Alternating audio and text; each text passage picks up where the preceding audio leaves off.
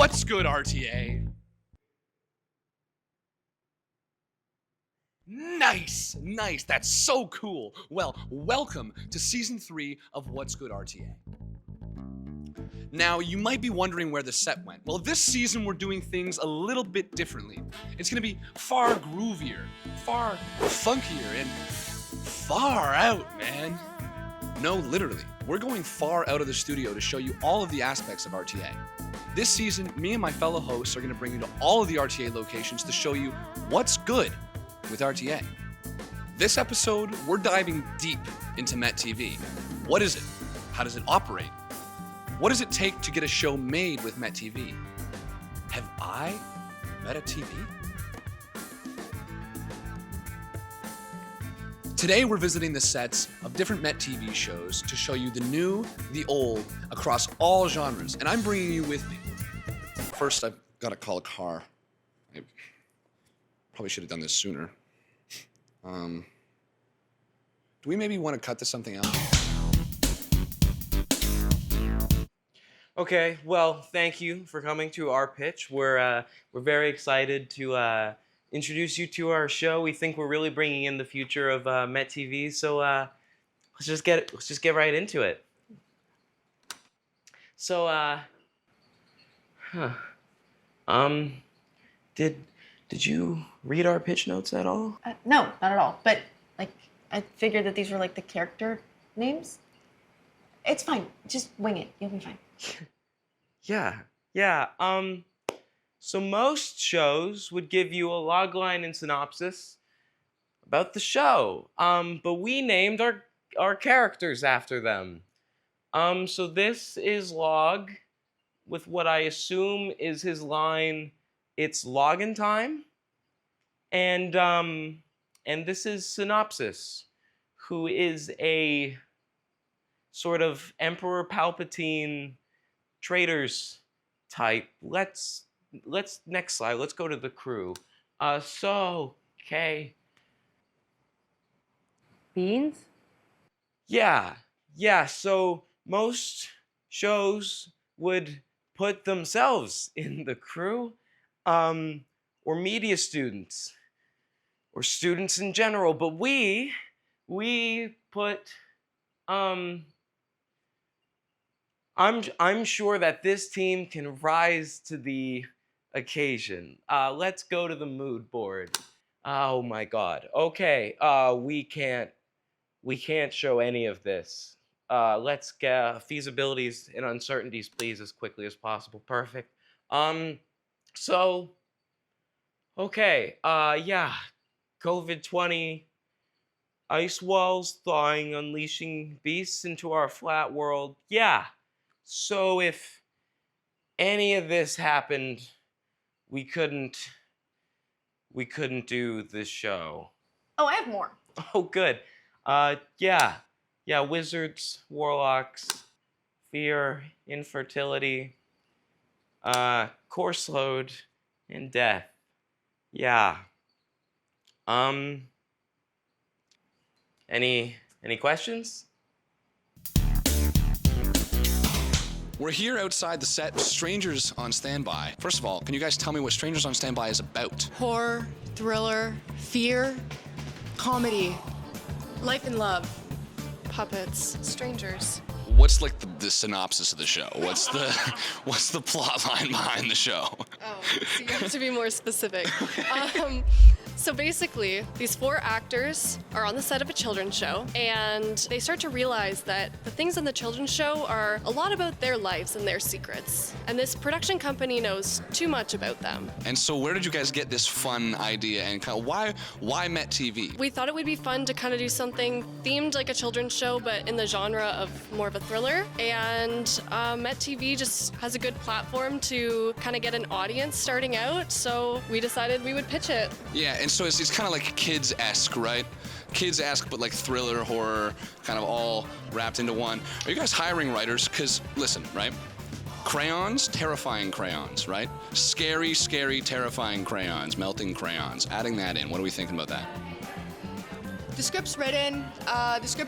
We have a really talented writer, and the script's written. What would you say the advantages and disadvantages are of a serialized show like this? I would say the advantages is that we already have all 4 scripts written, which has made it easy to plan by location. I think that makes it easier, but it's also very difficult to coordinate everybody's schedules. What is something you guys would say you've learned from making this TV show? And with that, what advice would you use to then give to other upcoming MetTV shows? Pre-production is so important. Get all of it done as soon as you can. Know your game plan. Go to set with the intention of having an open mind, only to find solutions. And I learned that making a puppet is really hard. Speaking about that puppet, can I use that puppet for something? Personal use, most likely. What does that mean, personal use? Imaginative. Imaginative what? Or in the arts, I use your think tank. No, I spent hours on this puppet. No. Next What- question. We're here today on the set of Pair of Athletes, and I'm talking to... Hi. Can you explain to me and the wonderful people at home a little bit about what Pair of Athletes is about? Pair of Athletes is essentially a show where para-athletes challenge me to try out their sport. So what kind of sports have you gotten to try so far? We've done so many really cool sports. We did fencing, deaf volleyball, and bocce so far. Where did this idea kind of come from, and why was MetTV the perfect place for you to pitch it? I have a lot of athlete friends as I am a wheelchair racer myself, so I figured it would be really cool to combine my interest in making documentaries with some of the amazing people that I know. So then I was like, MetTV would be a perfect place to pitch that. So can you run me kind of what the production process of Pair of Athletes kind of looks like? Every episode is a little bit different than the rest because we've got tons of different locations that we have to be at. So generally it takes quite a bit of advanced preparation in figuring out where we're shooting, who we're shooting with. When we're actually on set, we try to shoot all of the episodes within one day. So we'd usually start as chronologically as possible, location dependent. And then we would start with meeting the athlete, them talking about their sport and some of the accessibility features of their specific sport, overviewing the equipment, and then a part where they teach me, and then we end out with a game. With this style of show, do you think it's been easier or more difficult to relay the message that you're trying to relay to the viewer? It's been very impactful to relay the messages from our athletes because everybody has a different story to tell. They've worked so hard to get to their position, and I feel like that's something that can really resonate with viewers. When you're editing a show like this, how do you kind of choose what you want to keep in and what you want to cut? That is a really difficult part. There's so much that we want to include, but we really want to make sure the athlete has the opportunity to kind of say, this is the focus of the story I want to tell. So we'll make sure to include those things. And then, stories, things that they're willing to share, the importance of parasport, and then also just some funny moments that really bring people into the world of it. And it's not to say not to take the sport seriously, but also just find the fun and then the joy within it. With What's Good RTA, we've got some pretty, shoddy editors, I would say. Is there any tips that you could potentially give our editors? No, I'm sure they got this. I see you. I'm sure you got this. Okay, well, that's going to be everything. Thank you so much, Ty. Our editor is good. So we are on the set of Better to Have Loved today, and I'm sitting here with... Sabrina. And... Karina. So Better to Have Loved is obviously, if you didn't know, it's a legacy show on MetTV. What's it like taking on a legacy show? And taking on a legacy show like this is a little bit simpler because it's an anthology series, so each episode is supposed to be different. Especially with this season, our biggest goal was to switch from the gears of the previous seasons and what they decided to focus on and what love meant. So we've tried to expand it into all types of love. So family, friendships, self-love. What is the process of making an anthology series? I feel like making an anthology is a bit easier because the characters kind of have different journeys and every story can be so different. We're gonna cross into different genres.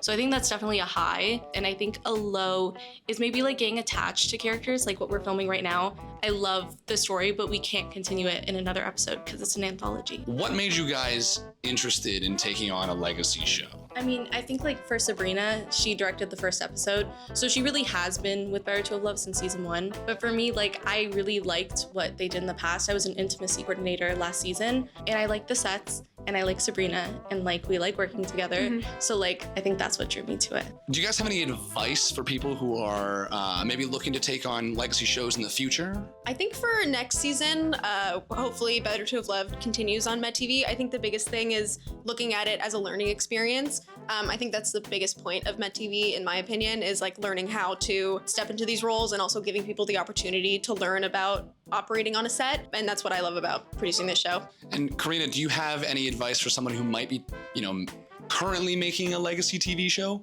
I think if you're currently making a legacy TV show, you should really try and make it your own, even if someone else continued it before. And I think that you should just do it. Like, if you have the idea, just do it. Okay, cool. And so, last question for you guys. Have you guys thought at all about, it's season 3 of Better 2 Have Loved, been going on for a while now. Did you guys think at all about making, Better 3 Have Loved? Sorry, like, what are you talking about? Was it Better 2 Have Loved would have been like season 2, Better 3 Have Loved? Well, wouldn't we have had to make the first season Better 1 Have Loved or whatever? Yeah, it doesn't make sense. No, because like how they do like the Fast and Furious, Too Fast, Too Furious. I'm talking about, yeah. So Better 3 Have Loved. Who's the 3 in question? I'm getting the sense you don't need my help. I cannot believe they greenlit our show. I mean, I can. Your girl knows how to pitch a deck.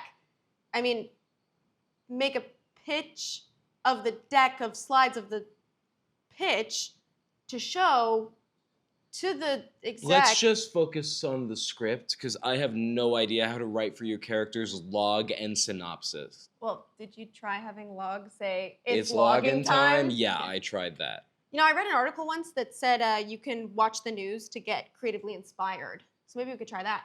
Did you read an article or you saw a TikTok? I can't answer that question. I'm too busy looking up the news. Breaking news.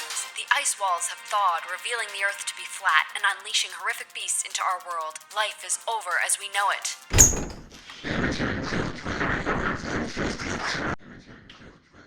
I knew it. Wow.